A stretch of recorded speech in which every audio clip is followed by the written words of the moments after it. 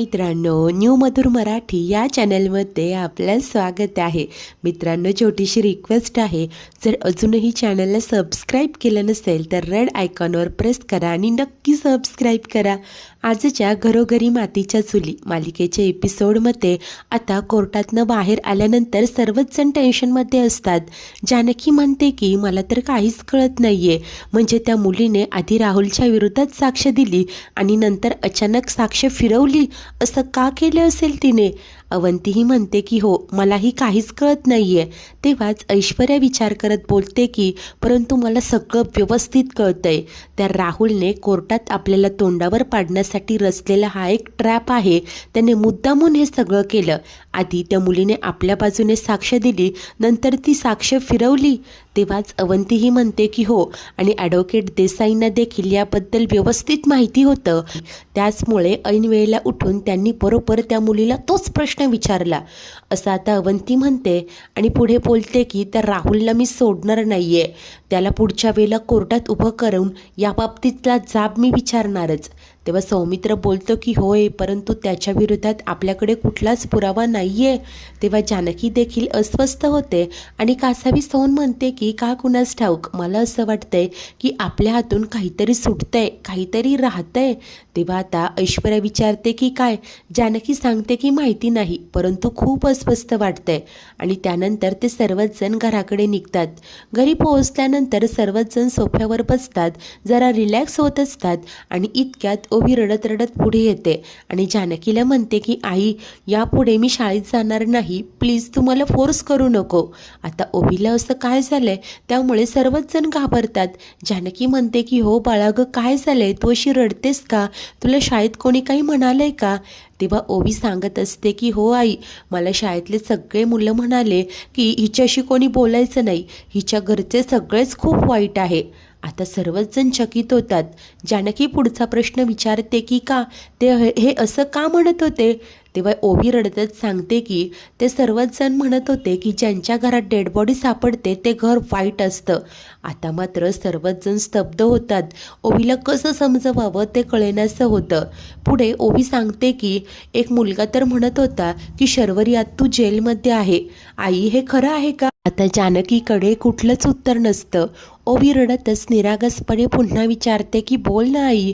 तेव्हा सौमित्र म्हणतो की ओवी, अगं आई जरा दमली आहे, त्यामुळे गप्प आहे ती. मला सांग बाळा, तू ठीक तर आहेस ना? त्यानंतर ऐश्वर्या बोलते की ओवी चल ना, आपण तुझा फेवरेट गेम खेळूया.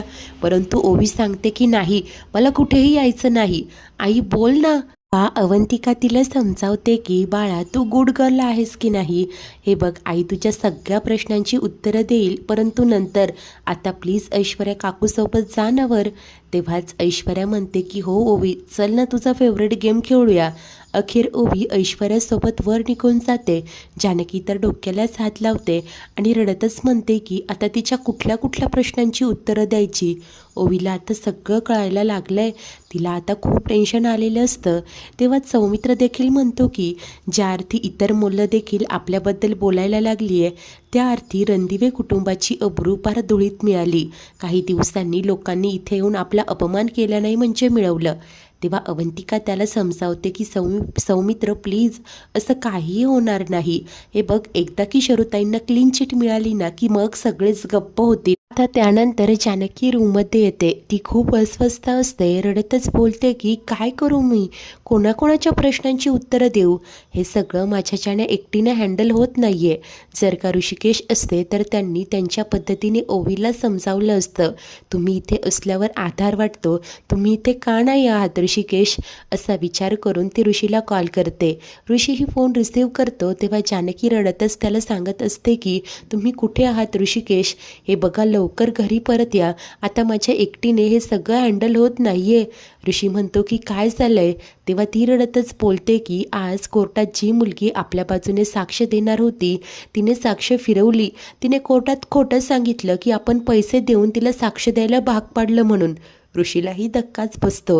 पुढे जानकी म्हणते की एवढंच नाही, आज ओवी रडतच म्हणत होती की आज शाळेत जाणार नाहीये म्हणून. ऋषी विचारतो की का? तेव्हा जानकी सांगते की तिला तिचे काही फ्रेंड्स म्हणत होते की आपल्या घरात डेड बॉडी सापडली आहे. हे सगळं काय चाललंय ऋषिकेश? प्लीज लवकर या, आता माझ्या एकटीने हे सगळं हँडल होत नाहीये. तेव्हा ऋषी म्हणतो की हो ग, कळतंय मला, येतोच मी लवकर. आणि आता जानकी फोन कट करते. ती रडत असते तेव्हाच अवंतिका तिकडे येते आणि विचारते की वहिनी आता काय करायचं आपण? जानकी देखील अस्वस्थ होऊन म्हणते की मला नाही माहिती ग, नशीब हे प्रकरण मीडियात गेलं नाही. जर असं झालं असतं तर सगळं जगजाहीर झालं असतं आणि ओवीपर्यंत चुकीच्या पद्धतीने माहिती पोहोचली असती. त्यामुळे मला असं वाटतंय की आपणच तिला शांतपणे बसून सगळं समजावूया. अवंतिका, अगं ज्या पद्धतीने ओवी सांगत होती ना की तिच्या फ्रेंड्सने तिला कसा त्रास दिला, मला खूप वाईट वाटलं ग. तेव्हा अवंती म्हणते की वहिनी, आय कॅन टोटली अंडरस्टँड, परंतु आता ओवीला आणखी त्रास होऊ नये म्हणून आपल्याला तिच्यासमोर नॉर्मल वागावं लागेल की नाही? जानकीही मान डोलावते. आता कसं बसं अवंतिकाने तिला समजावलेलं असतं. त्याच वेळेस इकडे दुसरीकडे ऐश्वर्या ओवीसोबत सापशिडी खेळत असते आणि म्हणते की बघ ओवी, मीच जिंकणार. परंतु इतक्यात तिला सापाने गिळलेलं असतं. ओवी खुश होत असते. तेव्हा जानकी व अवंतिका तिकडे येतात. आता जानकी ओवीला म्हणते की पुरे झाला हा खेळ, चल बघू केस विंचरायचेत. अगं सकाळपासनं तू तुझ्या केसाला फणी लावलेली नाहीये. ओवी म्हणते की नाही ना आई, नको ना, नंतर कर ना. परंतु जानकी आता कंगवा हातात घेते आणि बोलत असते की चल बघू, ऐकत जा ना गं आईचं. तेव्हा अखेर ओवी म्हणते की ठीक आहे विंचर. ती इकडे बेडवरच उभी असते. आता इतक्यात अवंतीला मात्र जरासं अस्वस्थ वाटत असतं. तेव्हा जानकी ओवीला म्हणते की अगं असे कसे वर विंचरणार ना, ये बघू इथे खाली आहे. ओवी म्हणते की बरं ठीक आहे आणि बेडवरनं ती खाली येते. आता जानकी तिचे केस विंचरायला घेते. इतक्यात तिला पुन्हा एकदा ते आठवतं कशा प्रकारे ती ओवीला म्हणाली की असे वर कसे विंचरणार, ये बघूया इथे खाली आहे. आणि आता तिला काहीतरी क्लिक झालेलं असतं. परंतु इतक्यात अवंतिकालाही त्रास व्हायला सुरुवात होते. जानकीचं लक्ष नसतं. ती म्हणते की अवंतिका, आता ना मला काहीतरी सुचलंय. इतक्यात ती विभळते. आता जानकी विचारते की काय झालंय? अवंती म्हणते की माहिती नाही वहिनी, अचानक पोटात खूप कळ आली. अवंती बोलते की इतकं काही नाहीये, परंतु पुन्हा एकदा जोराची कळ आल्याने ती कासावीस होत असते. ऐश्वर्या आणि जानकी तिला ये इथे असं म्हणत खाली बसवतात. आता इकडे अवंतिकाला जास्तच त्रास होत असतो. तेव्हा जानकी सौमीला आवाज देऊन बोलावते. तोही घाईघाईने वर येतो. काय झालंय वहिनी असं विचारतो. तेव्हा आता त्यालाही कळतं की अवंतीच्या पोटात दुखतंय, रिस्क घ्यायला नको, त्यामुळे लगेच तातडीने हॉस्पिटलला जायचं ठरतं. सारंग गाडी काढणार असतो आणि सर्वच जण आता अवंतिकाला घेऊन हॉस्पिटलकडे येतात. तिथे तिचं चेकअप झालेलं असतं. डॉक्टरांनी तिला सलाईन लावलेलं असतं. आता घाबरूनच सर्वच जण उभे असतात. आता जानकी विचारते की काय झालंय डॉक्टर? तेव्हा हे डॉक्टर सांगतात की काही नाही, त्यांना आरामाची गरज आहे. हे ऐकून सर्वांच्याच जीवात जीव येतो. पुढे आता अवंती प्रश्न करते की मला डिस्चार्ज कधीपर्यंत मिळेल डॉक्टर? हे डॉक्टर सांगतात की 2 दिवसात. अवंती म्हणते की नाही नाही, हे बघा उद्या माझी खरंच खूप महत्त्वाची केस आहे. परंतु डॉक्टर स्पष्टच नकार देतात. हे बघा मॅडम, तुम्हाला सध्या आरामाची खूप गरज आहे. मी जे सांगतोय ते तुमच्या आणि बाळाच्या हेल्थसाठी सांगतोय. प्लीज माझं ऐका, तुम्ही पूर्णपणे रेस्ट घ्या, अशीच डॉक्टरांनी ॲडवाईस दिलेली असते. ते म्हणतात की तुम्ही सगळे इथे गर्दी करू नका, त्यांना जरा आराम करू द्या. त्यामुळे आता सर्वच जण बाहेर येत असतात. त्याच वेळेस दुसरीकडे ज्या मुलीने सुनैनाने कोर्टात खोटी साक्ष दिली होती ती राहुलला भेटायला आलेली असते. आता डोक्यावर टोपी घातलेला राहुल तिकडे येतो आणि तो सुनैनाला पैसे देऊ करतो. ही सुनैना देखील त्यालाच सामील असते. पैसे घेऊन थँक्यू बोलते. राहुल म्हणतो की थँक्यू तर मी म्हणायला हवं. तेव्हा ही सुनैना सांगते की तुझ्या थँक्यूने माझ्या गरजा नाही भागत ना, या पैशाने भागतात. राहुल म्हणतो की वा डायलॉग, पण जोक सपाट. त्या तिघीही मला अडकवायला निघाल्या होत्या, आता चांगल्याच तोंडावर पडल्यात. त्यानंतर ही सुनैना म्हणते की बरं मी निघते, माझं काम झालंय, आणि ती निघून जाते. तेव्हाच खुश होऊन राहुल बोलतो की पण माझं काम राहिलंय. या तिघींना कितीही सांगितलं तरी अक्कल येणार नाही, त्यामुळे काय करायचंय ते मला व्यवस्थित माहिती आहे आणि त्याचा पुढेही काहीतरी डाव असतो. इकडे हॉस्पिटलमध्ये अवंतिकाच्या अशा अवस्थेमुळे सौमित्रलाही टेन्शन आलेलं असतं. जानकी त्याला धीर देत असते, समजावते की सगळं काही ठीक होईल, डॉक्टरांनी सांगितलंय ना. तेव्हाच ऐश्वर्या बोलते की हो ग, परंतु प्रश्न हा आहे की आता केस कोण लढणार. जानकी आता सौमित्रकडे आशेने पाहते आणि म्हणते की सौमित्र भाऊजी, अवंतिकाला बरं वाटत नाहीये, तर मग उद्या कोर्टात ही केस तुम्ही. तेच सौमित्र स्पष्टपणे सांगतो की आय एम सॉरी वहिनी, परंतु अवंतिकाला या अशा अवस्थेत मी एकटीने सोडून जाऊच शकत नाही, कारण तुला ऑलरेडी माहिती आहे मी या सगळ्या गोष्टींबाबत किती टेन्स असतो ते. तेव्हा आता सर्वच जण त्याला समजून घेतात. जानकीही म्हणते की नाही, बरोबर आहे तुमचं भाऊजी, तुम्ही इथे अवंतिकाजवळच थांबा, पण आता उद्या कोर्टात ही केस कोण लढेल हाच प्रश्न आहे. हरकत नाही, बघूया काय होतंय ते. आणि आता ती व ऐश्वर्या जाऊन शरूला इकडे जेलमध्ये भेटणार असतात. जानकी सारंगला सांगते की तुम्ही प्लीज घरी जाता का, आई आणि ओवी एकटे आहेत.